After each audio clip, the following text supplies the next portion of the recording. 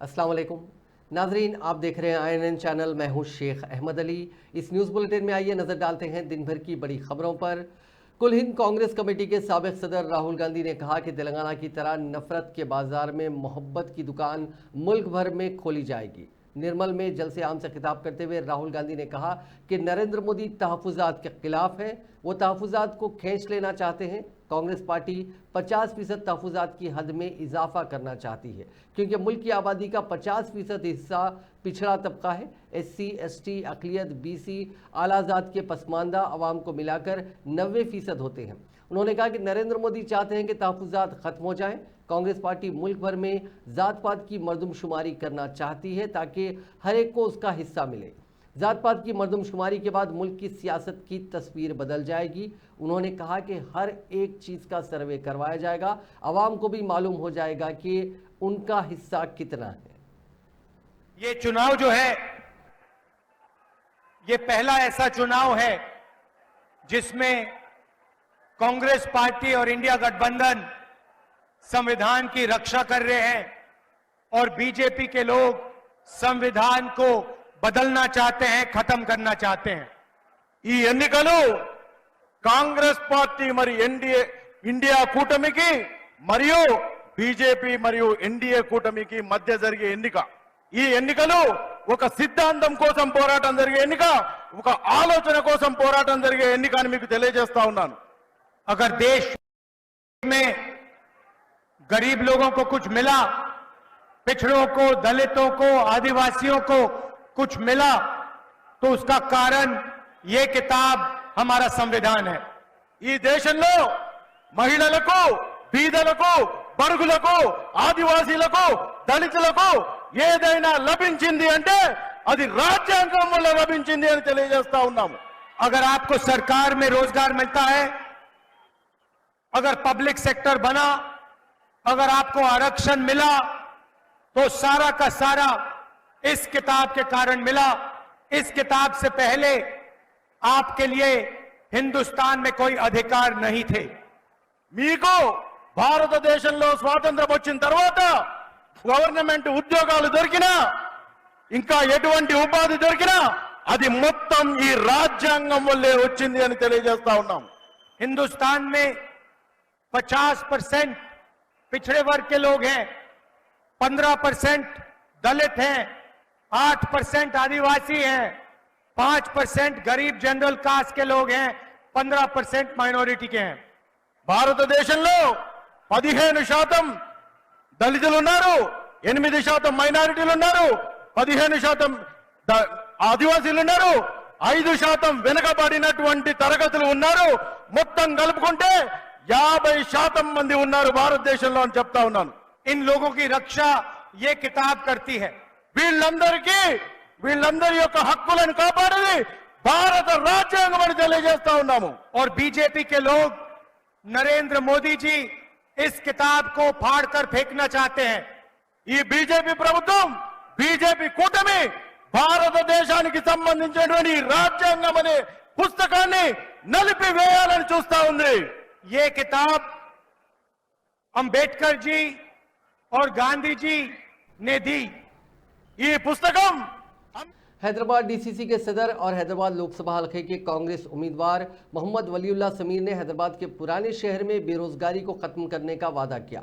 उन्होंने हैदराबाद के old city में नौजवानों को 5000 नौकरियां और 50,000 बेरोजगार नौजवानों को कर्जों, सब्सिडी वाले कर्जों दिलाने का यकीन दिलाया। वलीउल्लाह समीर ने Bahadurpura assembly incharge P Rajesh Kumar, Char Minar in charge Mujibullah शरीफ और दीगर सीनियर कायदीन के साथ इतवार को किशन बार पार्क से काला पत्थर के आशुर खाने तक एक ज़बरदस्त रैली निकाली। इस मौके पर मीडिया के नुमाइंदों से बात करते हुए वलीउल्लाह समीर ने कहा कि अगर वह हैदराबाद की सीट जीत गए तो बेरोजगारी को कम करना उनका बुनियादी हदफ होगा। एक हालिया सर्वे के मुताबिक हैदराबाद में बेरोजगारी की शरह खतरनाक हद तक 21% है और ये 20 से 24 साल की उम्र के लोगों में 45% है। तेलंगाना में पहले ही कांग्रेस पार्टी की हुकूमत है और वो मरकज में अगली हुकूमत बनाने जा रही है। इन साजगार हालात के पेश नज़र वलीउल्लाह समीर का ख्याल है कि बेरोजगारी का खात्मा मुमकिन है अगर वह हैदराबाद से मुंतखब होते हों तो।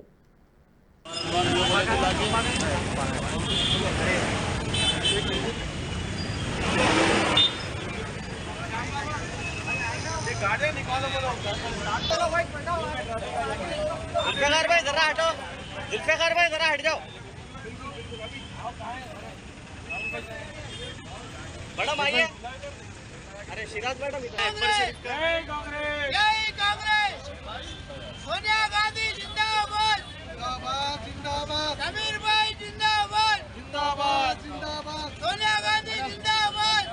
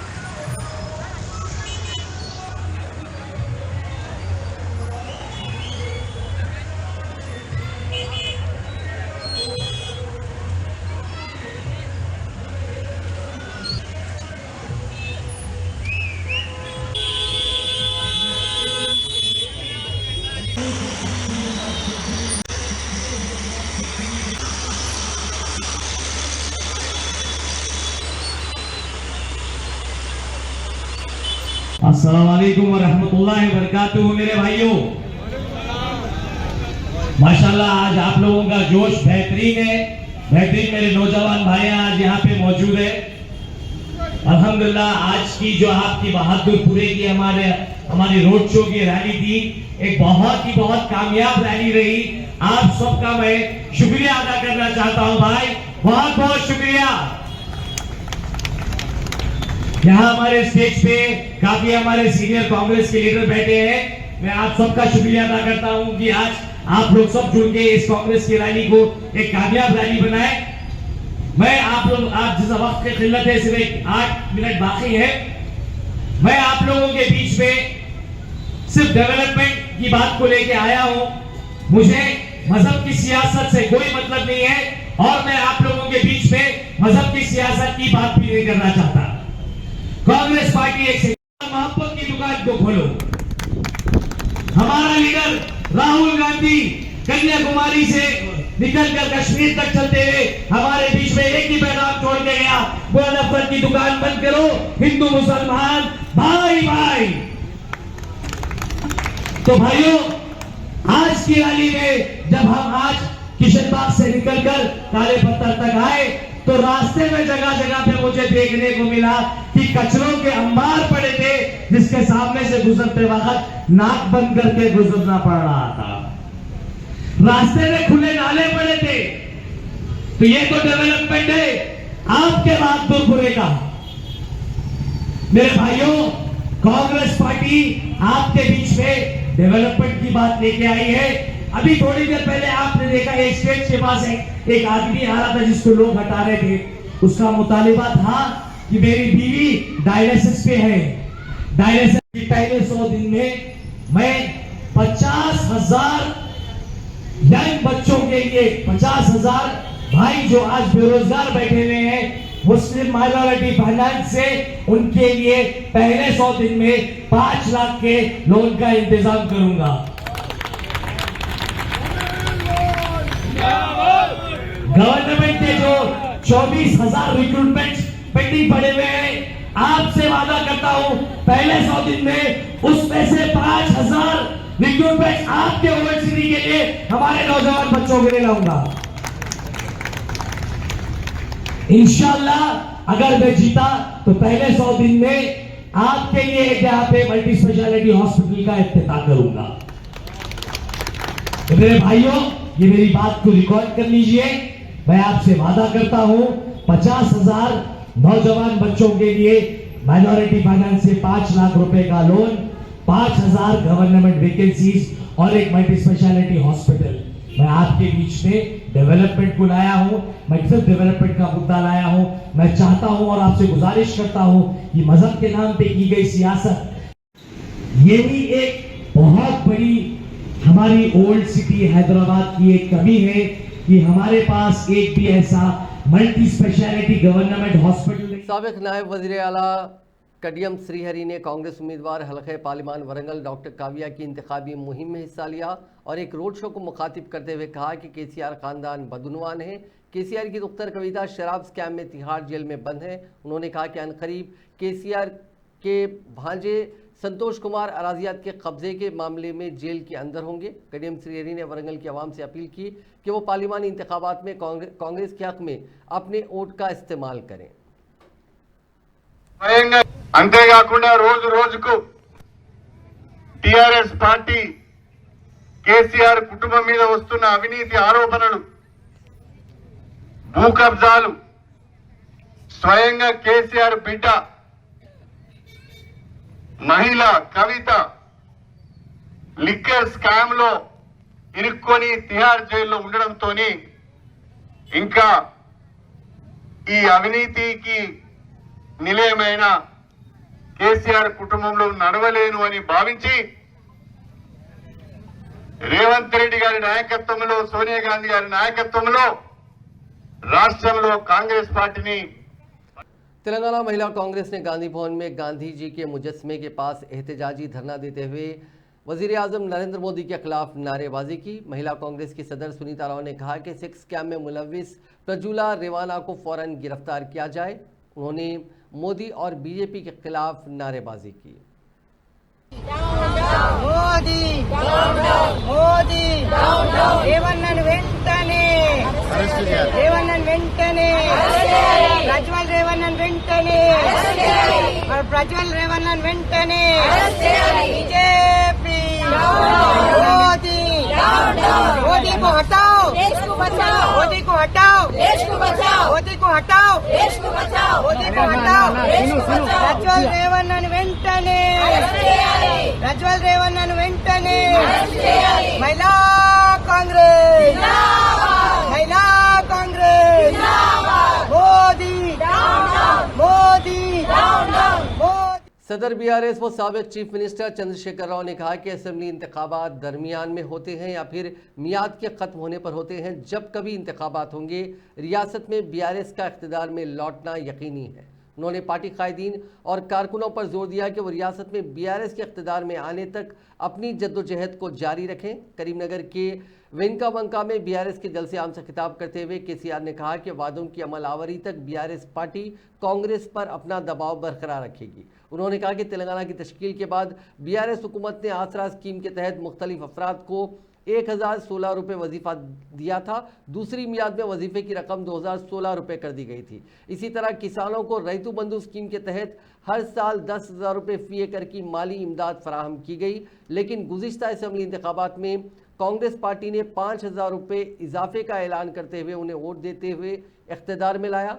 5,000 अफराद जायद रकम आने की उम्मीद में किसानों ने कांग्रेस को वोट दिया। लेकिन गुज़िश्ता 5 माह से तेलंगाना में क्या कुछ हो रहा है उसे हर कोई जानता है। 14-15 సంవత్సరాల తెలంగాణ ఉద్యమంలో చివరి దశకు వచ్చే టైంలో నేను ఒక మాట చెప్పిన మాట ఏంటంటే అంతా ఆంధ్ర పేపర్ వాళ్ళు వాళ్ళందరూ కూడా ఉద్యమాన్ని ఇనిమి చేయాలని చూసేవాళ్ళే.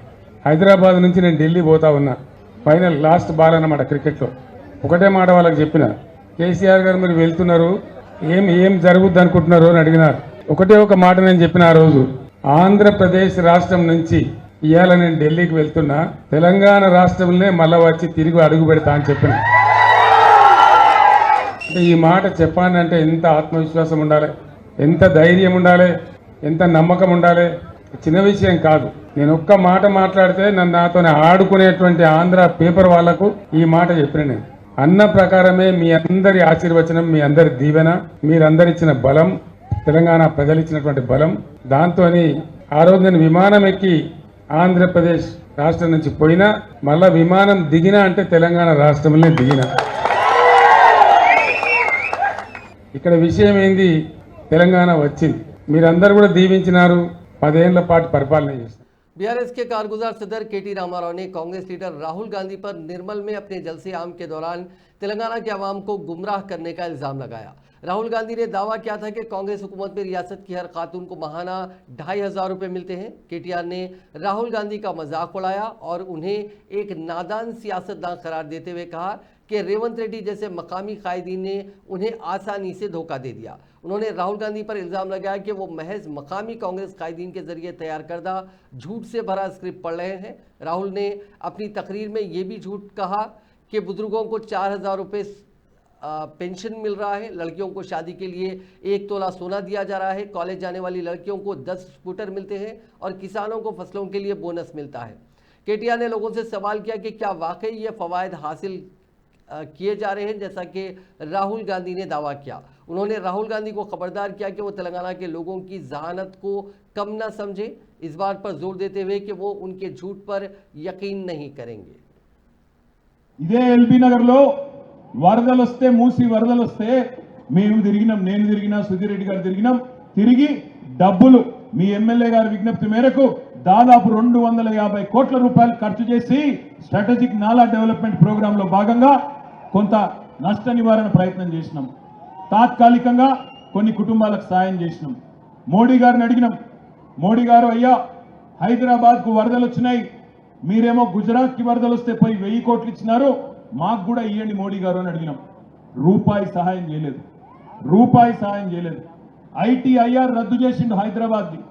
మా ఐటీ రంగంలో ఇంకా పురోగతి వస్తుంది, మీరు ఊతం ఇవ్వండి, మీరు మాకు చేతి కర్రలాగా ఆసరాగా ఉండండి, దయచేసి అవకాశం ఇవ్వండి అని అడిగినాం. ఉన్నదాన్నే రద్దు చేసింది. మా ఆడబిడ్డలు ఒక్క విషయం జాగ్రత్తగా వినాల. ఇవాళ బీజేపీ అభ్యర్థి ఇక్కడ పోటీ చేస్తున్న ఆయన ఎందుకు వేయాలన్నా నీకు ఓటు అంటే ఒక్కటే చెప్తాడు, మేము గుడి కట్టినాం, అయోధ్యలో గుడి కట్టినాం కాబట్టి మాకు ఓటేయండి అంటాడు. మరి నేను అడుగుతున్న అక్కల్లారా, చెల్లెల్లారా, అన్నల్లారా, తమ్ముళ్ళారా, बीआरएस के कारगुजार सदर केटी रामाराव ने पद्मश्री मुगलाई की मदद की। पद्मश्री के मशहूर तेलंगाना लोक फनकार मुगलाई के पिछली हुकूमत की तरफ से फनकारों की पेंशन रोकने के बाद एक मजदूर के तौर पर काम करने की खबर पर रद्दमल जाहिर करते हुए केटीआर ने उनकी हिमायत का वादा किया था। इस हद तक केटीआर ने मुगलाई की माली ताउन किया। केटीआर ने हुकूमत से अपील की कि वो फनकारों की पेंशन के साथ साथ मुगलाई को दी गई तमाम जमानतों को फिल फॉर पूरा करें। साबिक वजीर व बीआरएस के रुकन असेंबली जगदीश रेड्डी ने इल्ज़ाम लगाया कि कांग्रेस की रियासती हुकूमत ने किसानों के मसाइल को नज़रअंदाज कर दिया। उन्होंने मीडिया से बात करते हुए कहा कि रियासती हुकूमत ने किसानों को रैतु बंधु स्कीम की रकम अभी तक अदा नहीं की। उन्होंने कहा कि रियासती हुकूमत किसानों को परेशान कर रही है। पार्टी నాయకులకు కార్యకర్తలకు ప్రజలు సాదర స్వాగతం పలుకుతున్నారు. మా వాళ్ళు ప్రభుత్వం వైఫల్యాల గురించి వెళ్ళి ఇతర విషయాల గురించి వివరించడానికి వెళ్తే ప్రజలే ముందు మా వాళ్ళకి వివరిస్తున్నారు. మాకు అర్థమైంది సార్, అప్పుడే మాకు అర్థమైంది, 4 నెలలనే అర్థమైపోయింది. మేము అప్పుడే రెడీ అయి ఉన్నాం, కేసీఆర్ గారు ఎమ్మటి పోవాలి, కేసీఆర్ గారికి మద్దతు ఇవ్వాలి, కారుగుర్తుకు ఓటేయాలని చెప్పి మేము రెడీగా ఉన్నాం. ఏం ఇబ్బంది లేదు సార్, తప్పకుండా ఈసారి కేసీఆర్కి మెజార్టీ ఇస్తాం అని చెప్పి ప్రతి ఒక్కరు, వీరు వారు అనకుండా ప్రతి ఒక్కరు కూడా అదే మాట చెప్తున్నారు. युवकुल कावच्चु विद्यार्थी। साबिक वजीर व बीआरएस के रुकन असेंबली हरीश राव ने दावा किया कि बीआरएस के दौरे हुकूमत में रैतु बंधु स्कीम की रुकूमत को रोकना रैतु बंधु स्कीम की रुकूमत कोरोना के मुश्किल हालात में भी दी गई थी। उन्होंने करीमनगर के बीआरएस उम्मीदवार विनोद कुमार की हिमायत में इंतखाबी मुहिम चलाई। इस मौके पर खिताब करते हुए उन्होंने कहा कि रैतु बंधु के जरिए 72,000 करोड़ रुपए दिए गए थे। उन्होंने कहा कि वज़ीर आला रेवंत रेड्डी ने किसानों को धोखा दिया। उन्होंने कहा कि कांग्रेस हुकूमत रिवर्स गियर में चल रही है। कांग्रेस हुकूमत की जानिब से कल्याण लक्ष्मी और केसीआर किट्स की स्कीमात को रोक दिया गया। उन्होंने कहा कि मरकज़ की बीजेपी हुकूमत ने गरीबों के लिए कुछ नहीं किया। हरीश राव ने कहा कि अगर बीआरएस के अरकान पार्लियामेंट मुंतखब होते हैं तो ही तेलंगाना का तहफ़्फ़ुज़ मुमकिन है। రాహుల్ గాంధీ గారు నిర్మల్ సభలో మాట్లాడుతూ మహిళల అకౌంట్ లో 2,500 రూపాయలు ప్రతి నెల వేస్తున్నామని చెప్పి ఆయన సభలో చెప్పారు. అంటే అసలు వేయని డబ్బులు వేస్తున్నట్టు రాహుల్ గాంధీ గారు చెప్పడం అంటే ఈ రాష్ట్ర మహిళల్ని అవమానపరచడం, ఈ రాష్ట్ర ప్రజల్ని తప్పుదో పట్టించడం, రాష్ట్రంలో ఏం జరుగుతుందో కనీస అవగాహన లేకుండా రాహుల్ గాంధీ గారు మాట్లాడడం అంటే 140 ఏళ్ల చరిత్ర కలిగిన కాంగ్రెస్ పార్టీ ఎంత భావదరిద్రంగా ఉందో మనకు అర్థమవుతా ఉంది. ఈ రోజు రాహుల్ గాంధీ గారి వీడియో మీకు చూపిస్తాను. तेलंगाना में हमने आपको गारंटीज दी थी, उनको हमने पूरा करके दिखाया। తెలంగాణ ప్రజలకు మేము గ్యారెంటీలు ఇచ్చాము, అవి పూర్తి చేసి చూపించాము। महिलाओं के बैंक अकाउंट में 2500 रुपए हर महीने तेलंगाना की सरकार डालती है। తెలంగాణలో ఉన్న మహిళలకు 2500 రూపాయలు 2000 రూపాయలు నెలసరి ఎంత స్పష్టంగా చెప్పాడు ఆయన. రాష్ట్ర ప్రజలకు హామీ ఇచ్చిన గ్యారెంటీలు అన్ని రాష్ట్రంలో అమలవుతున్నాయి. రెండవది ఏమంటున్నాడు, మహిళల అకౌంట్ లో నెలకు 2500 రూపాయలు మేము జమ చేస్తున్నాం, సంవత్సరానికి 30,000 రూపాయలు. मरकजी वजीर दाखिला अमित शाह ने कहा कि SC, ST और OBC तबकात को दिए जाने वाले तहफुजात का बीजेपी तहफुज करेगी। उन्होंने कहा कि कांग्रेस पार्टी उनके ताल्लुक से गलत वीडियो तैयार करते हुए आवाम में ये गलत तशहीर कर रही है कि इस मरतबा बीजेपी के इख्तिदार में आने पर तहफुजात खत्म हो जाएंगे, लेकिन वो इस जलसे आम से वादा करते हैं कि बीजेपी तहफुजात का हर हाल में तहफुज करेगी। हैदराबाद में यौम आज़ादी तेलंगाना मनाया जाएगा। अमित शाह ने कहा कि इंतखाबात के 2 मरहले हो गए हैं, उन मरहलों में मोदी ने सेंचुरी बनाई है और आगे बढ़ रहे हैं। तेलंगाना में हर चुनाव में भारतीय जनता पार्टी ने अपना वोट शेयर बढ़ाया। 2014 में सिर्फ 1 सीट मिला, 19 में 4 सीट, और मेरी बात आज डायरी में लिख लेना, 24 में हम 10 से ज्यादा सीटों पर कमल खिलाने वाले हैं। भाइयों और बहनों, 10 सीट जीतनी है तो ये सीट भी भारतीय जनता पार्टी को जीतनी पड़ेगी। भाइयों और बहनों, आने वाले दिनों में मोदी जी के नेतृत्व में फिर से एक बार भारतीय जनता पार्टी की सरकार बनानी, और फिर से एनडीए की सरकार बनाने का मतलब है दुनिया में तीसरे नंबर की इकोनॉमी भारत को बनाना। इसका मतलब ये है। भाई और बहनों, इस चुनाव में 2 खेमे पड़े हुए हैं, एक एनडीए का जो मोदी जी के नेतृत्व में है, और दूसरा इंडिया अलायंस जो राहुल बाबा के नेतृत्व में। दोनों खेमे स्पष्ट है। एक और 12 लाख करोड़ के घपले, घोटाले, भ्रष्टाचार करने वाली कांग्रेस पार्टी है, और दूसरी ओर 23 साल तक मुख्यमंत्री प्रधानमंत्री रहने के बाद 1 पैसे का जिस पर आरोप नहीं लगा, ऐसे हमारे नेता नरेंद्र मोदी है। एक और चांदी की चम्मच के साथ जन्मे हुए राहुल बाबा है, और दूसरी ओर गरीब चाय वाले बेटे के घर में जन्म लेने वाले हमारे नरेंद्र मोदी है। भाइयों बहनों, आदिलाबाद की जनता ने तय करना है कि गरीबों का काम करने वाला नरेंद्र मोदी चाहिए या राहुल बाबा चाहिए। भाइयों बहनों, तेलंगाना का भला केवल और केवल नरेंद्र मोदी जी। मुझे बताओ तेलंगाना वालों, आप प्रचंड बहुमत से यहाँ भारतीय जनता पार्टी को जिताओगे क्या? जिताओगे? पीछे भी बोलो, कमल के निशान पर बटन दबाओगे? कमल पे निशान पर दिया हुआ गोडम नगेश को 1-1 वोट नरेंद्र मोदी को। मरकजी वजीर सयाहत वालका लोकसभा सिकंदराबाद के बीजेपी उम्मीदवार किशन रेड्डी ने कहा कि रिश्वत से पाक हुकूमत के लिए बीजेपी को अवाम वोट दे। उन्होंने आलमी सतह पर हिंदुस्तान का मकाम ऊंचा करने पर वजीर आजम मोदी को मुबारकबाद पेश की और कहा कि मोदी के दौर में कौमी शाहराहों का बुनियादी ढांचा बनाया गया और रेलवे स्टेशन को जदीद बनाया गया। मरकजी वजीर ने कहा कि करप्शन से पाक हुकूमत मुंतखब करना हम तमाम की जिम्मेदारी है। उन्होंने एरागड्डा में इंतखाबी मुहिम चलाई। इस मौके पर खिताब करते हुए किशन रेड्डी ने कहा कि वोट का हक हमारी जिम्मेदारी है, हर एक को इज्तिमाई तौर पर वोट के हक का इस्तेमाल करना चाहिए।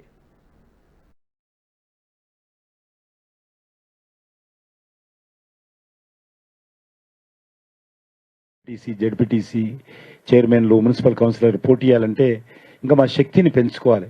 శక్తిని పెంచుకోవాలన్నప్పుడు కొత్త చేరికలు కూడా ఉండాలి. కాబట్టి కొత్త వాళ్ళని చేరుకుంటున్నాం. కాబట్టి కొత్త వాళ్ళు చేరుతున్నప్పుడు ఇంకా స్కోప్ మా పార్టీలో ఇంకా చేరడానికి ఉంది. నేను ఈ సందర్భం కూడా కోరుతా ఉన్నాను.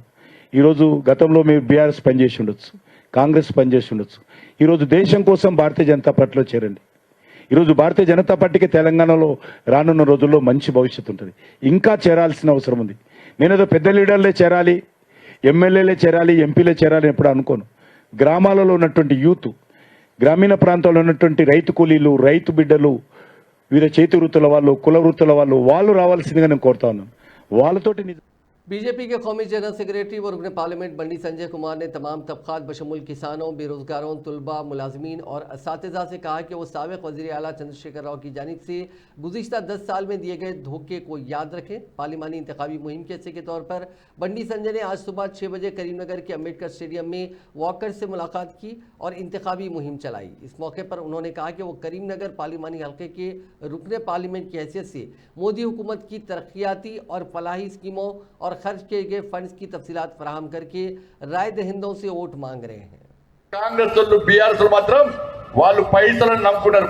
ఇవాళ కరీంనగర్లో ఖర్చు పెట్టే పైసలను కూడా ఫోన్ ట్యాపింగ్ చేశాక కేసీఆర్ తోడు ఎంత మూర్ఖుడంటే భార్యాభర్తలు మాట్లాడుకునే ఫోన్లు కూడా ఇన్న మూర్ఖుడు కేసీఆర్. ఇంట్లో భార్యాభర్తలు మాట్లాడుకునే ఫోన్లు కేసీఆర్. పిగుడు పని ఏం పిగుడు పని లేదు. ఇన్న తర్వాత ఇక్కడ కరీంనగర్లో పోటీ చేస్తున్న కాంగ్రెస్ ఆయన వాళ్ళింట్లో ఉంటాడు. ఆ ఫోన్ ట్యాపింగ్ చేసిన ఆయన వియ్యకుడే ఈయన ప్రభాకర్ రావు అంటే ఆయన అమెరికా ఉన్నాడు. ఆయన వియ్యకుడేమో కరీంనగర్లో ఉన్నాడు. ఫోన్ ట్యాపింగ్ చేసిన వియ్యకుడు ఈయనతోనే ఇలా కాంగ్రెస్ పార్టీ ఆయన పోయి ఉంటున్నాడు.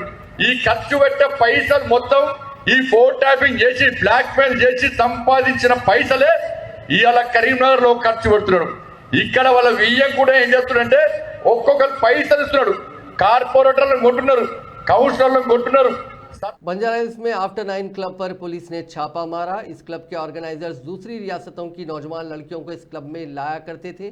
ग्राहकों को राग़िब करने के लिए नौजवान लड़कियों के जरिए मुख्तलिफ अखलाक रक्स करवाया जाता था। ये क्लब क़वायद की खिलाफ वर्जी करते हुए चलाया जा रहा था। West zone task force police ने एक इत्तला पर यह छापा मारा। कल रात ये छापा मारा गया जहाँ 160 नौजवान लड़कियों को पकड़ लिया गया। इंतखाबी ज़ाब्ते अखलाक के निफाज के बावजूद रात देर गए तक ये क्लब चलाया जा रहा था। इन नौजवान लड़कियों को मजीद कार्रवाई के लिए बंजारा हिल्स पुलिस के हवाले कर दिया गया। बंजारा हिल्स पुलिस ने इस सिलसिले में एक मामला दर्ज करके जांच शुरू कर दी है।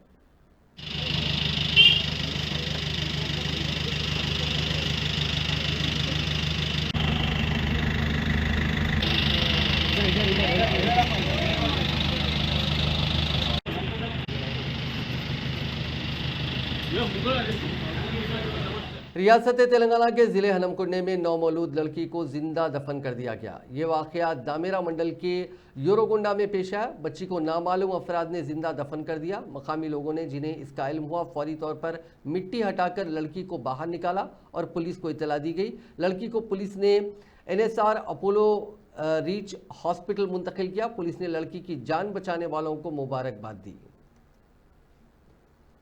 शहर में आवारा कुत्तों के हमलों के वाक़यात में दिन ब दिन इजाफा देखा जा रहा है। शहर में कुछ अरसे से ऐसे वाक़यात रौनुमा हो रहे हैं। आज पैगंबरपेट के सूर्यवंशी गार्डन इलाके में मकान के सामने खड़े हुए बच्चे पर कुत्तों ने हमला कर दिया। कुत्तों के हमले में लड़का जख्मी हो गया। उसे इलाज के लिए अस्पताल मुंतकिल किया गया। जख्मी लड़के की शिनाख्त ऋषि के तौर पर की गई और उसकी उम्र 5 साल है। कुत्तों के हमले से मकामी अफराद में खौफ की लहर पाई जाती है। वो हुक्काम से उन कुत्तों को पकड़ने का मुतालबा कर रहे हैं। रियासत में गुज़िश्ता चंद दिनों से शदीद तरीन गर्मी और दर्जे हरारत में इजाफे से परेशान आवाम को इतवार की शाम उस वक्त कुछ राहत मिली जब रियासत के चंद अजला में अचानक मौसम खुशगवार हो गया और आसमान अबर आलूद हो गया। कई मकामात पर तेज़ हवाओं के साथ बारिश भी हुई। वरंगल, खम्मम, नलगुंडा, जनगांव और मुलुग अजला के चंद मकामात पर तेज़ हवाओं के साथ बारिश हुई। बारिश के दौरान बिजली गिरने के वाक़े में 2 किसानों की मौत हो गई। यहाँ मौसूल होने वाली इत्तलात के मुताबिक मुलुक ज़िले के एटू नागरा में 46 साला बालैया और जनगांव ज़िले के रघुनाथ पल्ली के 39 साला अजय बिजली गिरने के वाक़े में हलाक हो गए। बताया गया कि दोनों खेत के काम में मसरूफ़ थे कि अचानक बारिश शुरू हो गई। बारिश से बचने के लिए वो दरख्त के नीचे खड़े हो गए जहां बिजली गिरने की वजह से उन दोनों की मौत हो गई। ज़राए ने बताया कि अचानक बारिश की वजह से कई अजला में धान की फसल को नुकसान पहुंचा और मार्केट में लाई गई धान और दीगर अजनास भी पानी में भीग गए।